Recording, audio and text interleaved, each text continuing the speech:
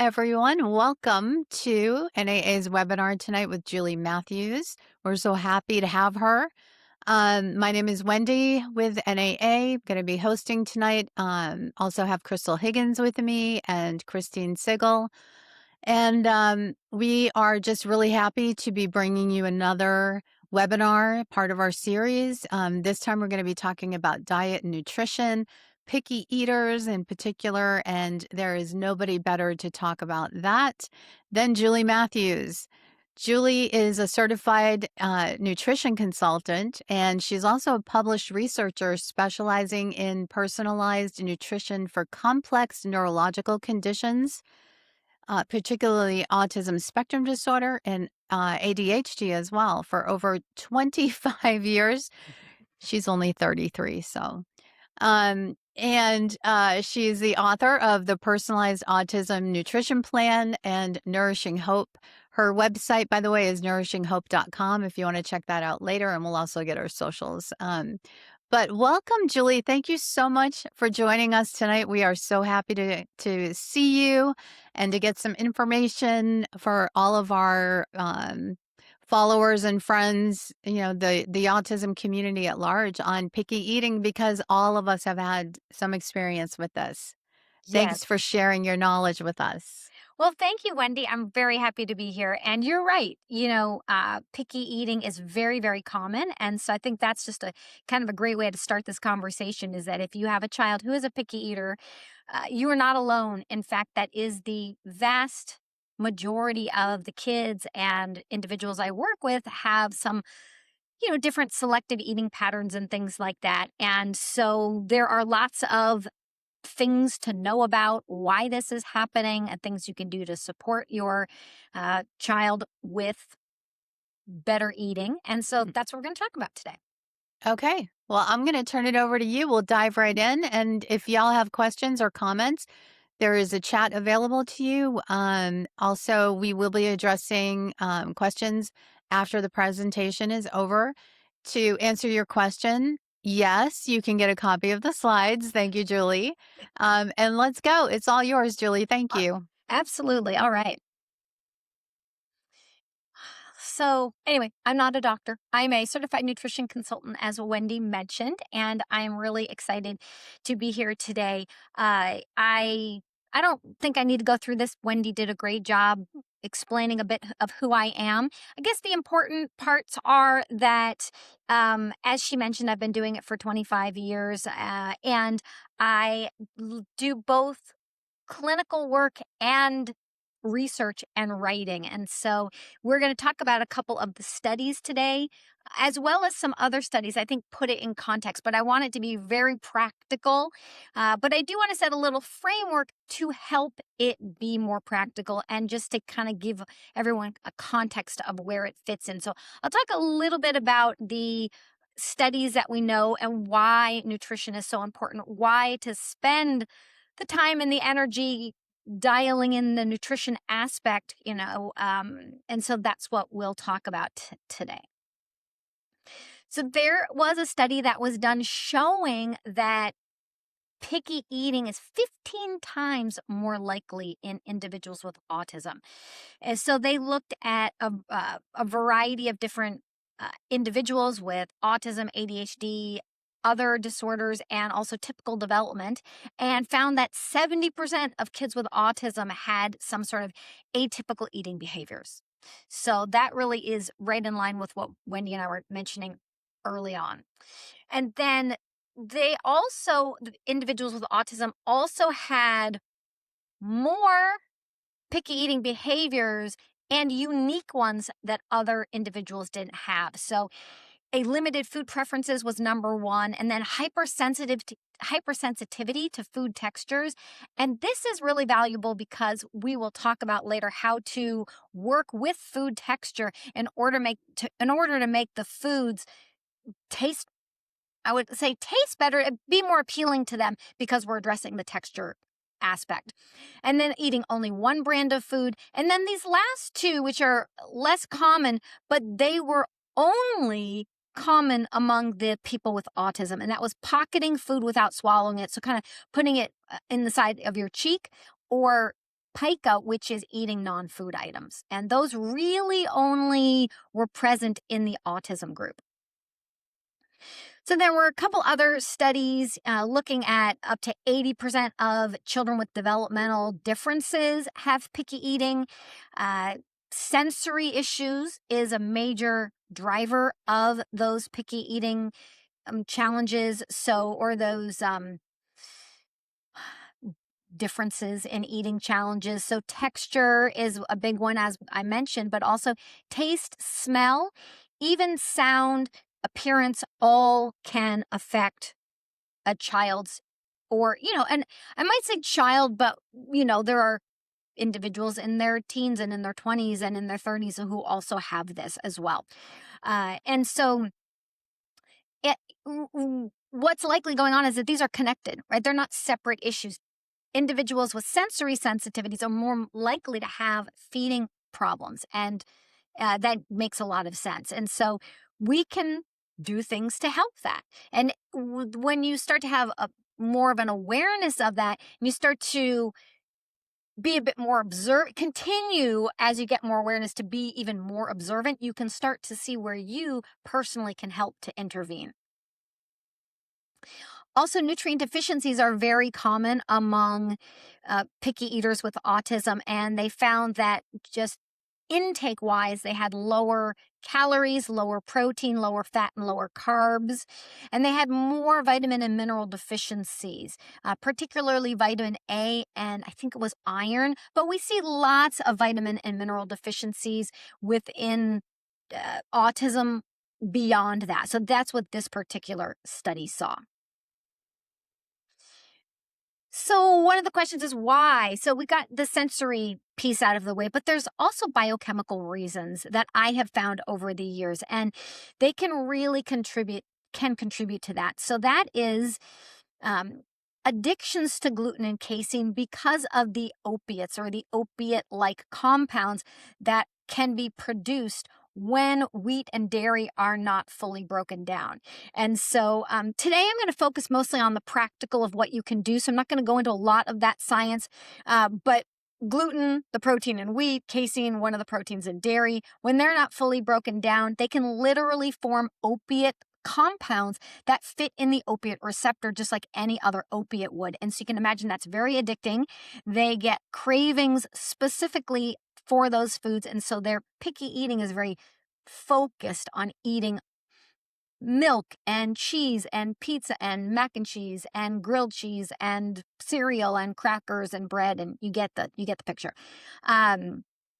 So sometimes families will say, well, I don't know how I'm going to ever do something like gluten and casein free because that's all they eat. And I understand that hurdle is there. The positive side, though, is that if it's being contributed to by this opiate issue, then we can often have positive improvements when those foods are removed. It's just that transition point in between that is a little bit tricky. Then addictions to chemicals or preferences and changes and neurotransmitter reactions that happen in the brain from food additives like MSG. MSG is monosodium glutamate.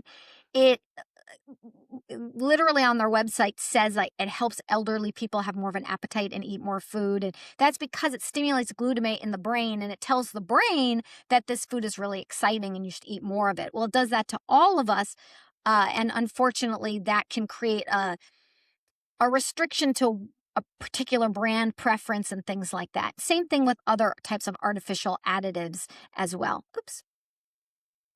And then there's nutrient deficiencies. So, nutrient deficiencies like zinc. I had a video that I really wanted to include here. I wasn't able to get it working, but it was a dad who was saying that when he was able to add vitamins and minerals to his son's diet, his picky eating opened up dramatically.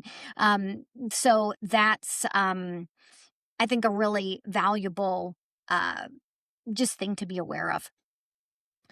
And then yeast or other types of microbial overgrowth, they can cause us to focus eating mainly um, certain types of foods, and it's usually high carbohydrate, high sugar foods.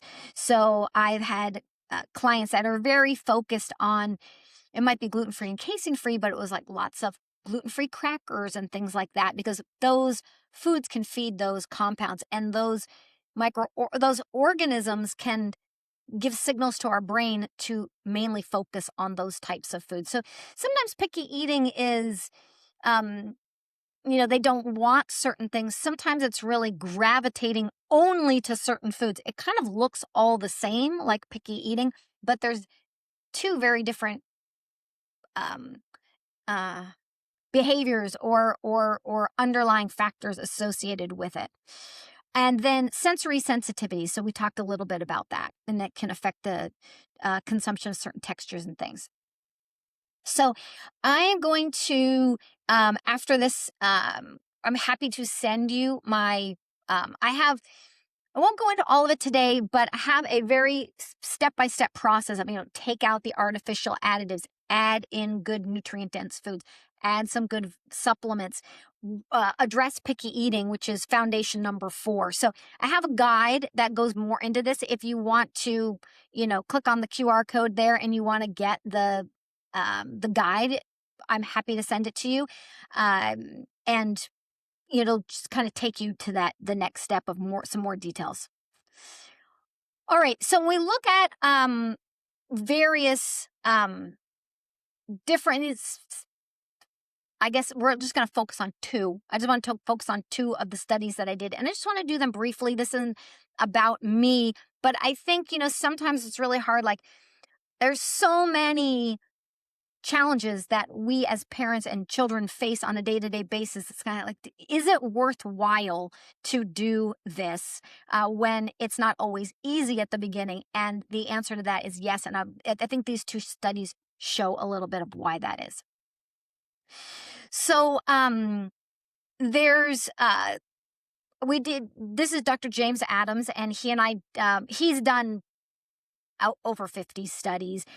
He's an amazing autism researcher who does a lot in the field of nutrition, but also microbiome and other things like that. And so he's my nutrition mentor, and these are 2 of the studies that I was able to work with him on. So I'll talk about them. So the first one was a 12-month randomized controlled trial, layering multiple different dietary approaches. And the reason I feel that that's so advantageous is because that's the way that parents implement diet and nutrition. We don't do it like you would in a research setting where you say, like, I'm going to study the effects of vitamin D for 6 months, and I'm going to see what that does. Next, I'm going to go on to vitamin C, and I'm going to do a trial on just that one thing. No, we're going to look at everything that's out there. We're going to say, okay, probably a multivitamin mineral formula with vitamin D and vitamin C and vitamin, a whole host of vitamins and minerals and things. I want to give all of those.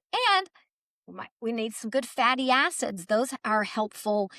We've got to look at, a variety of things. And so, and the diet, right? We want to have a good diet to go along with it. And so that's what this study looked at. It was what I would think of as the more real life way that we would apply diet and nutrition. So they were staggered over the course of months and then followed for a whole year. It was a randomized, controlled trial for 12 months. And so it was that multivitamin, essential fatty acids, Epsom salt baths, carnitine supplementation, digestive enzymes, and a healthy gluten-free, casein-free, and soy-free diet. And we found a almost 7-point improvement in nonverbal IQ, 4.5 times the developmental age improvement. So in 12 months, a child should develop 12 months. But if they're neurodevelopmentally delayed, they're going to develop less. So that was what we saw in a 12-month period. I think the control group developed 4 months in that 12 months, but the treatment group developed, I think, was 18 months in that 12-month period. So it was a huge improvement in developmental age, and then improvements in all sorts of other things, hyperactivity, irritability, attention, focus, mood, cognition, language, sleep, sociability, and then also improvements in GI symptoms. And in fact, 30% reduction in GI severity. All right. And then the second one is looking at different diets. So, one of the things I do a lot with is different therapeutic diets and how to choose different diets to help different individuals or to look at addressing different symptoms. And so that's what this second study showed. We looked at uh, about, I think there were 800 individuals, and we looked at all these 13 different diets from a healthy diet to a low sugar diet, a fine goal diet. Fine goal diet is like a low, um, free of artificial additives, and then a low salicylate diet. Today, I probably won't get too much into salicylates, but they're kind of one of my favorite topics. So if anybody has questions, a gluten-free, casein-free GFCF diet, corn-free, casein-free, soy-free, gluten-free separately. Then food avoidance based on IgG and IgE testing, food avoidance based on observation, specific carbohydrate diet, a paleo diet, and then a ketogenic diet. And the other thing that we did was not only look at their effectiveness. Well, I'll start with that. So all of the diets in blue here were shown to be effective. So all of them. And the rating scale was 0 to 4. So they all fell within moderate to good benefit. And then the orange are the adverse effects. So you can see some diets had no adverse effects and some had very little. And this survey also looked at nutraceuticals, so supplements, as well as psychiatric and seizure medications. And in compared to both of those groups, diet had a significantly higher overall benefit than actually even supplements, both of those groups. And then compared to the psychiatric and seizure medications, there were significantly less adverse effects with diet. Nutraceuticals also had a low overall adverse effect, so that they were similar in that way. So diet really, really performed well. There's a lot of benefit to diet and very little downside. And then what also we did was we looked at 24 different symptom improvements across the diets, each diet individually, and then diets as a whole. So this is the slide on diets as a whole. You can see attention, cognition, irritability, health, hyperactivity, aggression, things like that, anxiety, constipation, diarrhea, language, and communication. And then I won't, there's more, but for the sake of time, I won't read them all to you. And then you can see that they're kind of in order when we average them out among all the diets. And we see that on average over of people that had challenges with attention, over 20% improved attention with diet. But if you were to slice out different diets individually and look at something like the fine goal diet, things like attention and hyperactivity were in like the high 30s and 40s for improvement. So if you can have it, and I forget if it was attention or hyperactivity, I think it was the fine goal diet and hyperactivity. So here we have hyperactivity improving at about 17, 18% across all the diets. But when we looked at the fine goal diet, I think it was like 43% of individuals that did that diet had improvement in hyperactivity. 43% is a huge percentage of any kind of intervention you would see in a study. And what we found was that different diets helped different symptoms. So, there are a variety of reasons for that. Therapeutic diets, they have things in common. So most of them that are looking at reducing inflammation. Many of them might be looking at maybe immune activation and calming that. Some of them look to support neurotransmitter balance. They will often improve digestion and absorption of nutrients. They might be reducing gut derived toxins and supporting mitochondrial function, correcting nutrient deficiencies, reducing excitotoxicity in the brain, and then stabilizing blood sugar. And so different diets have different, what I call kind of underlying mechanisms of action, different systems they affect. And that will lead to improvement in different symptoms, sometimes more than others. And we did find that different diets helped improve different symptoms. And so, uh, the I think the important part there is that if one diet doesn't help, it might just be that there's another diet that is maybe more beneficial depending on what's going on for that individual. And that's why I'm so passionate about personalized nutrition, or what I call bio-individual nutrition, because it can really help get to that. And then when we look at the different diet patterns, um, you know, we kind of take those individually, a whole foods diet. I'll just give a few highlights to some of that research we found. A healthy whole food diet was uh, the number one symptom improvement for a healthy diet was improved health. I know that seems probably pretty obvious, but I did think it was interesting. Fewer illnesses specifically, but also improvements in constipation and cognition. And then a low sugar diet had, not surprisingly, many of us might expect, more improvements in hyperactivity and irritability, aggression, and attention. Feingold diet also had improvements in hyperactivity and sleep and sensory issues. Language, the GFCF diet had good improvements in language, which I see a lot in practice. Attention, diarrhea, social interaction. Food avoidance diet depends on how you break that out if you're looking at the testing or observation, but things like eczema, reflux, GI symptoms. Corn-free diet, interestingly, was one of the top diets for both diarrhea and constipation. People often don't think about corn, especially when we do gluten-free and casein-free, because there's often a lot of corn in gluten-free and casein-free diets. So I feel like it's valuable to share that. And then there's things like a specific carbohydrate diet, or other types of grain-free diets that eliminate things like rice and sugar and things like that. And that provided a lot of improvement in digestive symptoms and dysbiosis. And then a ketogenic diet, which we've known for decades, can be helpful with seizures. So that's, I guess, not surprising. Then if we look at, okay, now we understand a little bit about what's underlying it, why picky eating is common, why eating a good diet is important. Let's talk about how we can do that. So, first one is to give diet really a chance to work. So, maybe it's if someone were going to choose, you have firstly, you have a couple ways to start with, quote, diet, right? You could start with a healthy diet. Or you could start with maybe you're already doing that, or maybe you suspect an issue with gluten or dairy.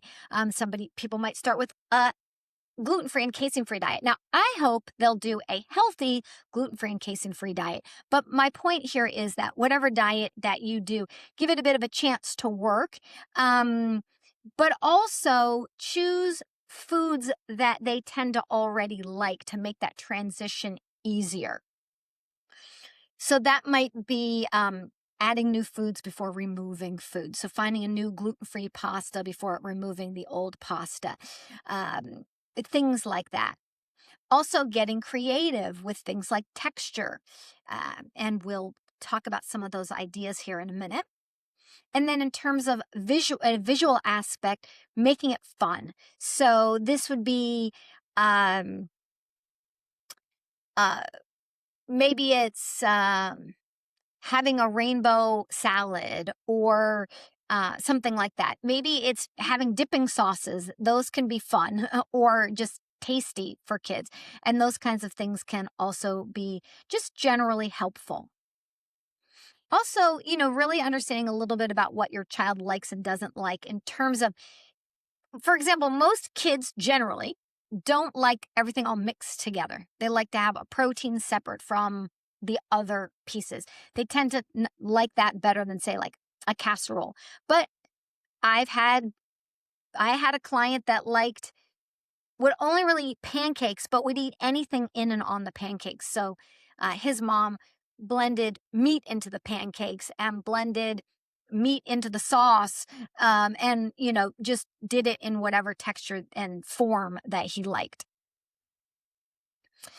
And a couple other things. So I'm not a feeding therapist, but what I often hear from uh, parents and also people that work with a lot of kids is providing things they like in addition to something new. So it's not overwhelming.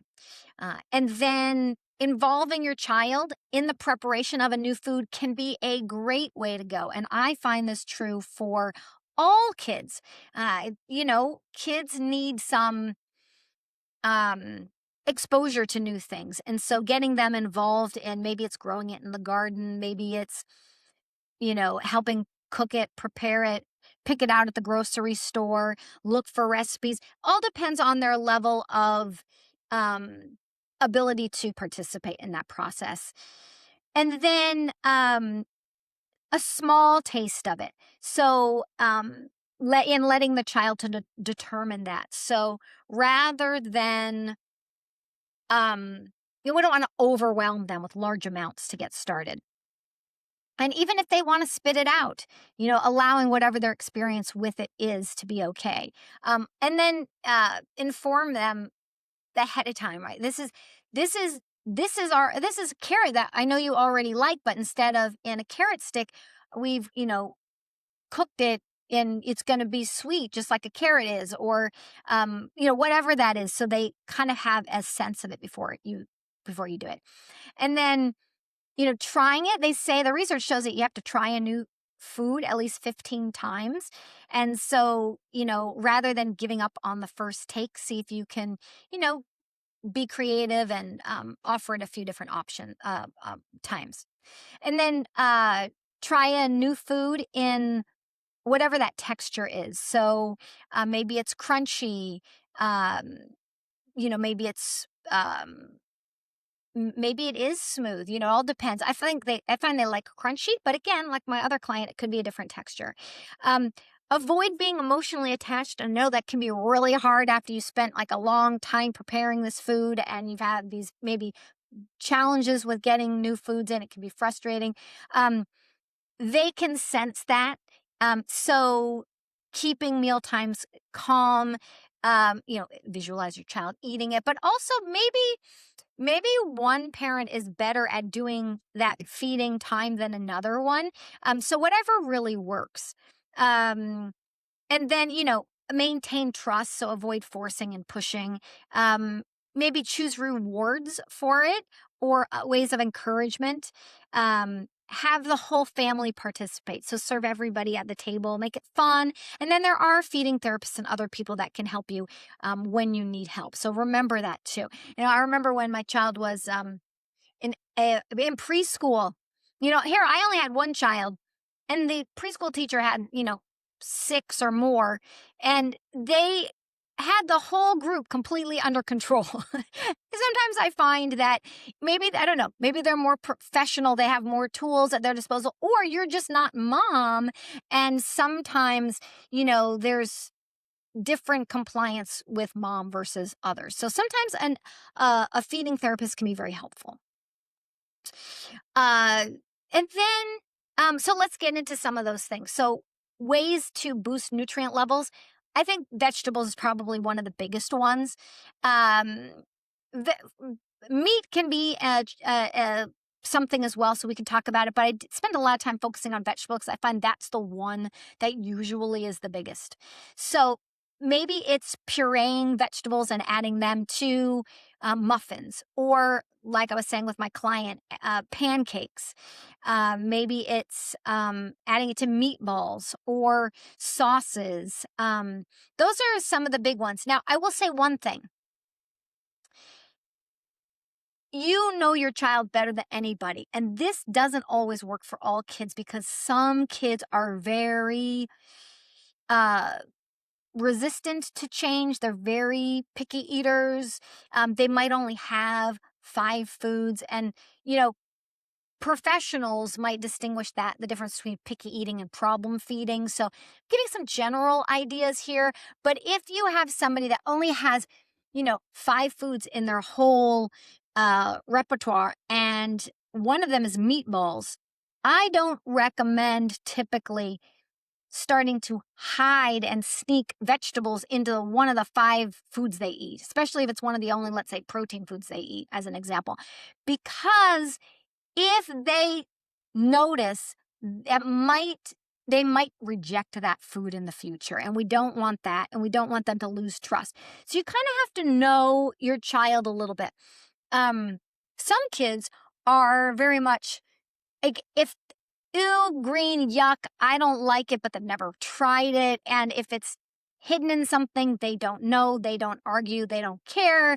And you can add lots of stuff. So you have to know if, you know, incorporating, sneaking, hiding, putting other foods into something else is going to be a good strategy or not. If it is, you can puree vegetable, you can cook them, puree them, and then freeze them into ice cube trays, and then just thaw them as you need them. It's a lot faster and easier that way. You can do vegetable juicing, and that actually is I find usually kids love that. It's sweet, it's juice, two of kids' favorite things. Just, um, starting with where you can. Maybe you're not going to go straight for like all the green vegetables at first. And then broths is another one. So you can actually put green vegetables and things in a broth. You can even strain them out after. So you get some of the good minerals and things into the broth that then you can use to cook grains or pasta or something like that, and get or soups or stews. But sometimes kids don't really like soups and stews, but you can still use that broth in other things like cooking your rice. That's a really great way to do it. So you can get some veggies into that broth, and then you can use that broth in other things. Uh, like I said, crunchy is one of the top areas. Making vegetables into chips, like potato chips, or so that might be carrot chips, or sweet potato chips, parsnips. So parsnips are like carrots, but kind of like a white, or like a off-white color. So they can often be a good choice. Beets, if they don't mind red things, or you could do orange beets, or you could do even butternut squash. Anything that's hard, like a root vegetable like that, you can turn into a potato chip. Some of them you can buy at the store, but like you can buy sweet potato chips at the store, but you can't really find too many things very often, like carrot chips and things. I mean, you might find some, like you can find some of these. So it just depends. If it is a little time consuming to do it. So if you can buy them, sometimes that's nice. But one of the nice things about making your own, if your child likes them, they can see you, especially if they don't eat any vegetables, they can see you take a carrot, which might be scary or yucky, and they can see you make it into these chips. And then they can go, wow, maybe I might like that carrot in other ways too. And that sometimes can be helpful. So whatever works. Something like veggie latkes, like where you can make them crispy and crunchy. Maybe you put some potato in there to kind of crisp it up a little bit more. You can also do like other types of fries, although they won't be as crispy and crunchy as regular French fries, but they are I think they're just delicious. Like if I make carrot fries, they're gone. They don't make it to leftovers, they're really tasty. And then you can shred vegetables. So there's pureed, there's shredded. Shredded can add a bit of texture. Think of like carrot cake or zucchini bread or carrot muffins or something like that. You can also even shred beets, into something like chocolate cake or chocolate brownies. It all depends. It depends on the child. You can, shred those things into other, whether it's latkes or other hash brown type things as well. And then we were just talking a little bit about fermented foods. So the gut is a big factor in neurodevelopmental and just neurological conditions in general.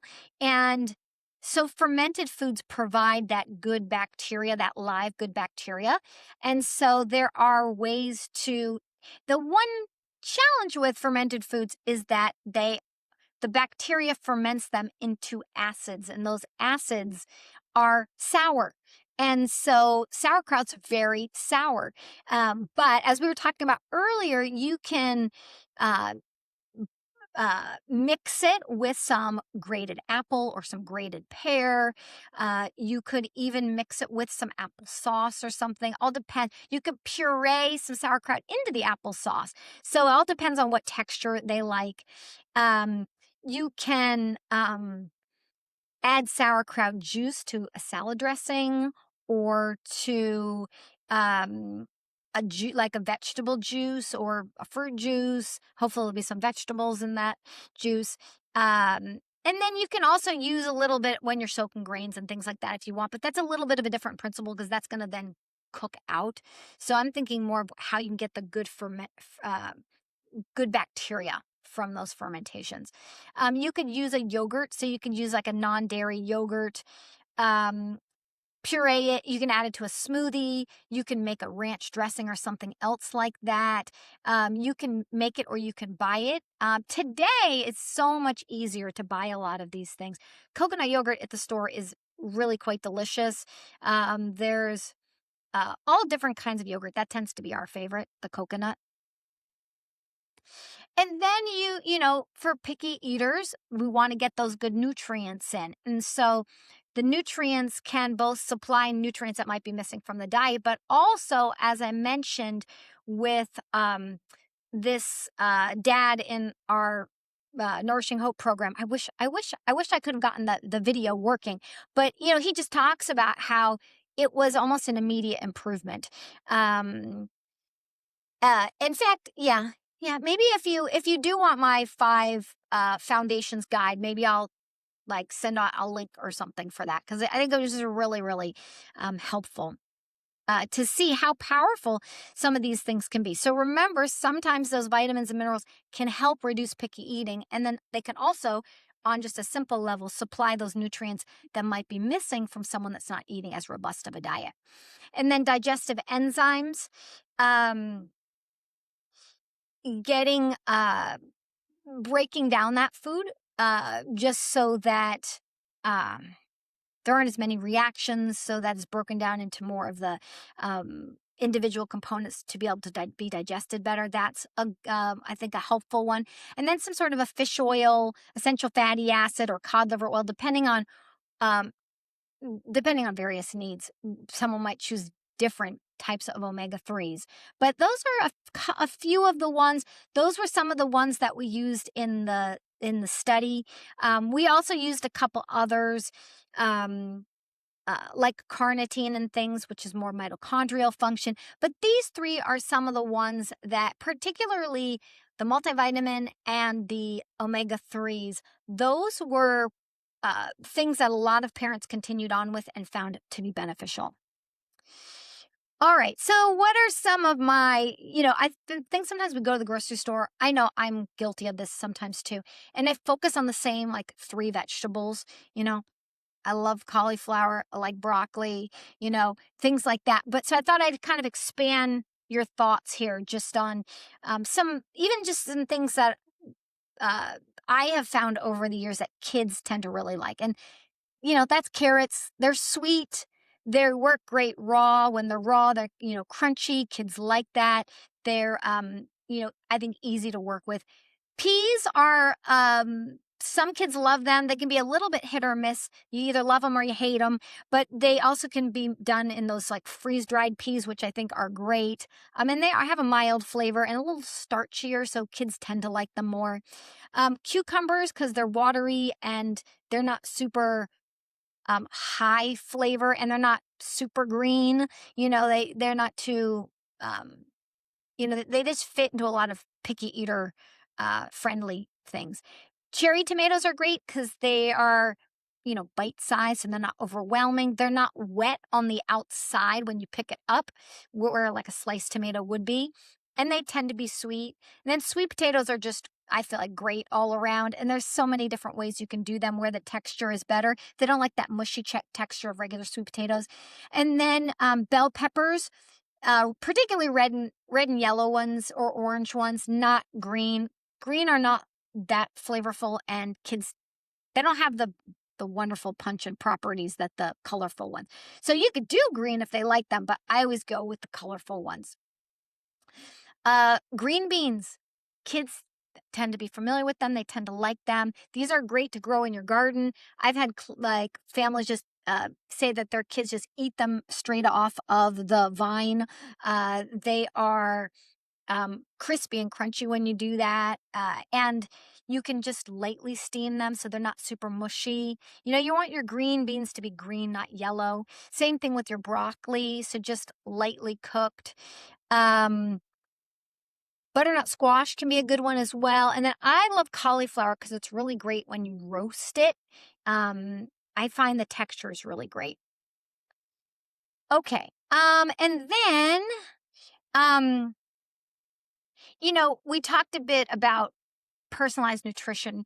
What I didn't really get too much into a little bit is that individuals with autism there's different, I don't know, I think maybe root causes is wrong.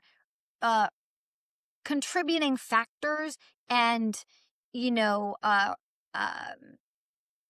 yeah, contributing factors, I think is a better way to say that. So things that are contributing to their symptoms, maybe it's gut issues or immune system or mitochondrial or things like that, that can affect the inflammation that they get and different things. And that can affect also symptom presentation. So all kids, they're unique. They have different symptoms. Um, they um, they might have different needs for nutrients, and their response to diet is also going to be different. So they might have the same diagnosis, but they have different biology, and that's where choosing the right, diet and nutrients can really, really be helpful. There was this one girl in the study that we did. She um, had very low energy where she couldn't really walk around without a wheelchair when they were out and about in public for any long periods of time. She just did not have the stamina. But when we got to the carnitine portion of the study, that dramatically improved her life, and she never needed the wheelchair again because she was one of those kids that had a need for more carnitine, and it was affecting her mitochondria, and also her diet was low in carnitine foods. And that may have been at the root of the whole thing. It may not have even been that she had mitochondrial dysfunction, but she didn't have any red meat and very low carnitine foods. So for some reason or another, for her, that carnitine was really, really important. So that's what I like to kind of just point out, that everybody is different. And while a majority of kids in the study didn't find that the carnitine did too much, for her, it was really life changing. And so that's why I become really passionate about personalized nutrition. And so autism is what we call a heterogeneous condition. So what that means is what I was just describing. It's got different root causes. It's got different underlying factors. It's got different, symptom presentations and things like that. This is true for ADHD, and I would even say things like anxiety and other conditions as well. There isn't just one reason for it, and there isn't just one solution for it. So I'm not gonna go into too far into this because I wanted to stick to the practical things, but that just gives you a little bit of sense of kind of how I think about these things, what might be underlying it. Because I don't really think in terms of like, does diet help? I think of, which symptoms is really driving or which patterns are really driving the symptoms and which diet is going to help, whether that's just a healthy diet or a therapeutic diet of some sort. All right. And so when we do personalize it, we often see improvements in a lot of the areas that we talked about today.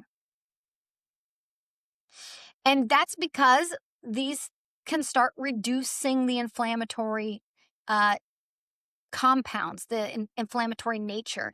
It can improve nutrient levels, help with the microbiome. It can improve the gut and the brain connection, and it can reduce that immune system hyperactivation. Or so there's lots of yeah, there's lots of reasons why. Okay. And so then it can be applied personally. You want to start, have kind of a clear starting point and then layer on things and then monitor and adjust. That really helps to reduce overwhelm and, help maintain progress. So I just, as we go, I have a program for parents.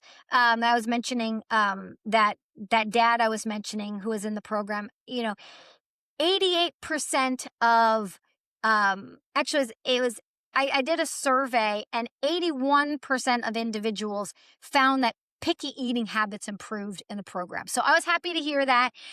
Sometimes it's just getting new ideas. Sometimes it's taking out things that are causing cravings. Sometimes it's adding nutrients in. It can be a variety of things, but getting that personalized approach to it can really be helpful. So anyway, it's a step-by-step process. We have a community. I do live Q&As every month. There's handouts. There's, all the resources, information, all that. So anyway, I don't want to spend time really on me on this, but just share a little bit of it. I'm at nourishinghope.com, and so you can find it at nourishinghope.com/program. And we do happen to have spring enrollment for so if anybody wants to, again, I don't want to make this about me, but you can email us at info, or you can click here and learn more. And then if you want that guide, it's actually the first 5 steps of the program. So it'll kind of give you a little sense at the beginning, and then second half of the program goes into all of the different diets. Low salicylate, low oxalate, low histamine, low amine, low, FODMAP, ketogenic, all that kind of stuff. So anyway, that's for our conversation today. I want to go ahead and take questions. All right. I'm coming back. All right. Okay, so we do have some questions for you. Great. Let's see. Where should we begin?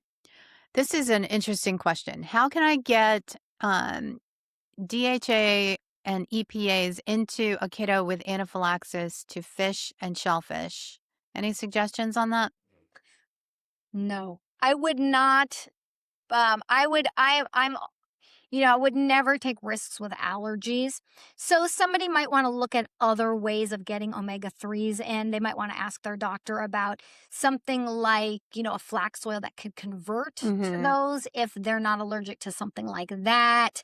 Yeah. Um, I don't know if there's, options out there, but I would not feel comfortable because it's such a serious, potentially life-threatening issue. I think um, that's just probably not at their disposal. Yes. And I'll just say, as I mentioned at the beginning, like I'm not a doctor. So just I'll do my best to answer your questions, but just, be aware that it's really for informational purposes. You can talk to your physician and stuff. I can't really answer questions like what somebody should do or what's going on for somebody, but I'll do my best, I always want to Yeah. point people in the right direction, see if I can help them out. Maybe they can do some more research or ask their doctor or something. And of course, I know everybody has questions about themselves or their kids, so I'm happy to do my best. Okay. We have somebody asking about vitamins, specifically Ella vitamins. Are you familiar with them? A little bit, yes. Do you have any opinions on it? I know I looked at them at one point. Somebody had asked me to look into them. I'd have to look them up and see. What I would say is I would take a really good, high quality um, vitamin, like an Autism brand, let's say like Jim Adams vitamin as an example, or some of the other wonderful ones that are formulated for kids on the spectrum. Hmm. And I would compare 2 things. The ingredients, like the forms of the nutrient. Well, 3 things, I guess. The ingredients, so if there's anything artificial or anything like that, gluten, those sorts. Then I would look at the forms of the vitamins and the minerals, and I would look at the amounts that are in there, because sometimes it'll have something on the label like CoQ10, but it will be such a tiny amount just so they can have it on the label. And most people don't realize what these levels mean, that it's not really in any considerable amount that really makes a difference. So I feel like, without looking at them right now, I'd say that might be a good thing for a parent to do, is just sort of compare them and see, if they've got the levels that would be helpful. Okay. Gotcha. So a lot of times people, when you think about kids that are picky eaters, you're thinking about little kids. And one of our questions is, what can you do for a 23-year-old that only has 3 or 4 safe foods? Yes, I have worked with picky eaters that are adults as well. So, yes, we often think of picky eaters as kids, but they're not always kids. Um, I guess my first kind of question for them would be, like, how high functioning are they? Because if they're pretty high functioning, you might be able to, talk it through with them a little bit, like try to understand what it is they like and don't like about something. Could you could you make a deal with them? Like, could you say, like, okay, we're going to try these new things, and at the end we're going to do X, Y, and Z, or even like, what is it you don't like about that? How can we get you involved in the process? If you can do that, then that, usually you can start to figure out what they like, what they don't. They'll start to see, like, you want to work with them. You can build some trust there. If that's not the case, and they're not as high functioning, um, maybe seek out help from some sort of a professional, in terms of, like, could it be a sensory issue? And is there a way you could work on the sensory sensitivity? Or, um, is it an anxiety? Is it Hmm. something medical? Like, or is it like, because sometimes individuals that have trouble chewing, then and moving their tongue around side to side, they have difficulty with all the little pieces in their mouth, and so they only like certain textures that are kind of like easy to break down and swallow. So just kind of, if you don't have the ability to kind of talk it through with them, then maybe getting some extra help from somebody, or just start to observe what it is they like and don't like, and see if you can find any patterns. So if they only like crunchy things, can you start working with something like that? And those would be some of my thoughts there. We don't really talk too much about protein on this one, but, like, what kind of protein do they like? Do they not like chewy protein?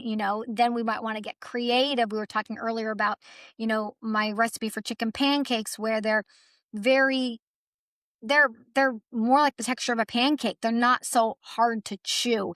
So kind of just trying to get to the bottom of what you think might be going on is a good place to start. And don't give up, and don't feel like you're not alone. It is not uncommon. It is not uncommon at all. And in fact, picky eating typically doesn't just go away. So if it hasn't been somehow improved, then sometimes there's young adults or adults that have it, and there are still things that you can do. Yeah, my daughter's 26 and she, for the last almost a year, has been eating a whole new diet and stuff that I won't even eat. She'll eat Wow, anything. It's amazing. that's incredible. I love it. Uh-huh. So, yeah. So don't worry with your 23-year-old son. There's still hope there. Absolutely. Okay, so Laura is asking, she says, how do you make your daughter gain weight? She's almost 10 years old and weighs 46 pounds. She has ADHD and autism. Well, some things I would ask the doctor about Mm, is, and then I would just look at, and maybe you can work with somebody, is it because she's not getting enough calories and enough food? Or is something going on that's preventing those foods from being able to be utilized? For example, gut issues, yeah. and that's where, if you look at a diet record and you see, like, how much is coming in, then you can get a sense of, like, okay, there's plenty of food coming in. So then could it be something like, let's say, with the gut, or something else that's the factor there? If, Yeah. if there's not enough food coming in, then it might be a matter of, is there ways, can you figure out why that is? And can you, try to work on finding foods that they like, and going from there? Yeah. I think I'd want to see a gastroenterologist too to see if there's some kind of absorption issues there, Laura, because that's or 46 pounds. She's a teeny tiny girl. Mm. Um, okay. What is the best multivitamin? Do you recommend a multivitamin for most of our kids, Julie? Typically, yes. Uh, just because I think most don't get all of their nutrient needs met. So I Mm-hmm. think that can be helpful. Um, I mean, there's a number of them out there. I mentioned that Jim Adams multivitamin, which is ANRC Essentials. There's also, I mean, I don't know if you want brands or not, but there's also like Claire Labs makes one called Therabiotic. Uh, is it Oh Therabiotic? yeah, I use that No, that not probiotic. Therabiotic. What is it called? Though they have a multivitamin too? Yes, they have a multivitamin. Oh, I'll think of it. I'll find it. Sorry, I can't think of it. Something That's Spectrum. okay. Vita Spectrum, maybe. I'll have to look it up. I think it's Vita Spectrum. But anyway, they have one. There's a number of companies out there that have good ones. And if you look at just either of those might be kind of good places to get a sense of, and then you can go from there and look at, lots of other, Yeah. there's a good number of them on the market. So I don't want to say that those are the only ones. Those are just two of the ones that um, I tend to like. Okay. All right. So can we talk, or can you talk, not me, about kids with pica or ARFID and any suggestions that you have for them? Yes, I want to look at.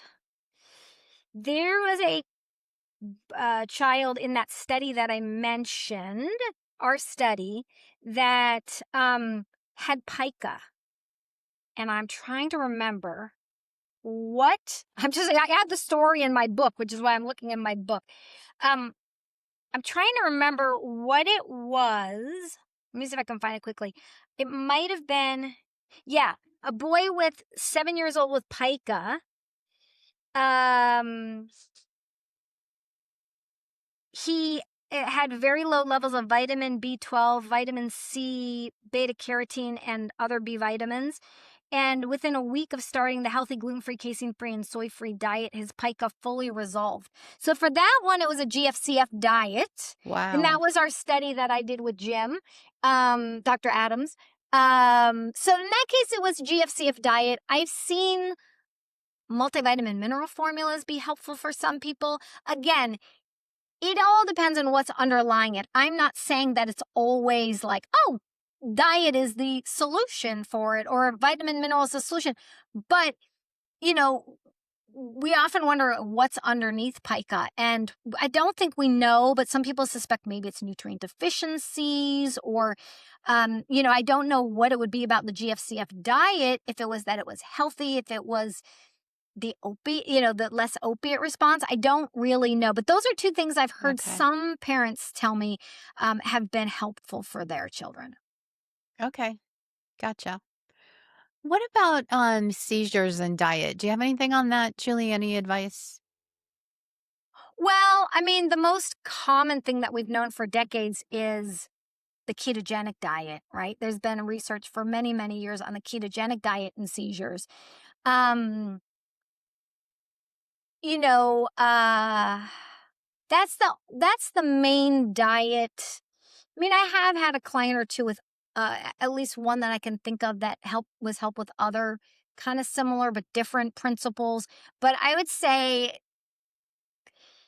I would say the gold standard is a ketogenic diet if somebody can tolerate the diet, if Mm-hmm. they're able to do it, and if it's the right diet for them. There are some times where a ketogenic diet isn't recommended, so that's always good to check with your physician and see if it would be an option or not. But that's the one that there's by far the most research on. And it's actually one of the two diets next to the GFCF diet. It's the most commonly studied diet for autism, in fact. Mm-hmm. Yeah. I think it's all about reducing inflammation, right? Yes. Yes. So my daughter is on a low glycemic index diet, which is really close to keto. Mhm. But yeah, the inflammation factor was, I mean, it's the improvement is amazing. Mm, that's From that wonderful. diet. I was just looking at your website a little bit ago, and I just want to make sure everybody knows about this resource because nourishinghope.com is amazing. I love that you have all of the different diets listed and then you have a bunch of recipes under there. So I really just want to encourage everybody to go visit Julie's website to get some ideas and just start with one new thing. I think we all have to start somewhere, right? And don't give up. And sometimes it takes a while, but you'll get there. And Julie, I want to thank you so much for joining us tonight. It's really good to see you. And if there's anything you want to add before we head out, if you want to share your social media accounts, I'd love that so people can stay in touch. Absolutely. Well, thank you, Wendy. It was a pleasure, and it is great to see you. It's been a long time. Yeah. And Are you still fire dancing, by the way? I haven't done it in a while. I need to. I haven't been to any conferences. um, let's see. Yes, they can find me. Julie Matthews Nourishing Hope is usually. You can find me on Facebook and Instagram under that. Okay. Um, let's see, or you can look up Nourishing Hope or Nourishing Hope for Autism. Those are usually the best ways to Okay. find me on social media. And yeah, I think I just want to say, you know, keep nourishing hope. There's always, I have found that there are always things that you can do. Um, whether it's, um, yeah, like you said, like starting somewhere and then just going baby steps from there because it might seem like a lot at first, but each thing builds on each other. And over time, if you just start with one thing and then go to the next thing and then before you realize it, there's a whole bunch of changes. And then you can sometimes really see some good improvements. So I'd say don't let it seem overwhelming. Just start where you are. That's why that's Yeah. why I really like having kind of like a step-by-step process because if you're new, you can start at the beginning on some of the easier things that have more of a quick impact, like artificial additives. If you've been doing it a long time, you can really start to look at like what other things haven't you looked at or that you might want to look at again. So yeah, I think that's what I would share before we go. We appreciate it. Thank you so much, Julie. Yes, thank you. All right, everyone. Thanks so much for joining us. I want to let you know that we will be posting this video on our website soon, and we'll also include a link to Julie's slides for those of you who are asking for them. And make sure you're on our mailing list for future webinars. We have some others coming up, and we're trying to touch on all different topics. So if you can post to us, send a comment. Let us know what topics you're interested in us covering in future webinars. We'd love to hear from you. Where you're from, how old your kid is, that kind of stuff. Give us some info, what you're looking for, and we will try to get as wide a range of topics covered as we possibly can. We appreciate all of your suggestions. So thanks for that. And Julie, I will say thank you one last time. I'm just so grateful, and it's so good to see you. Thank you so much. Have a great night. I Take care.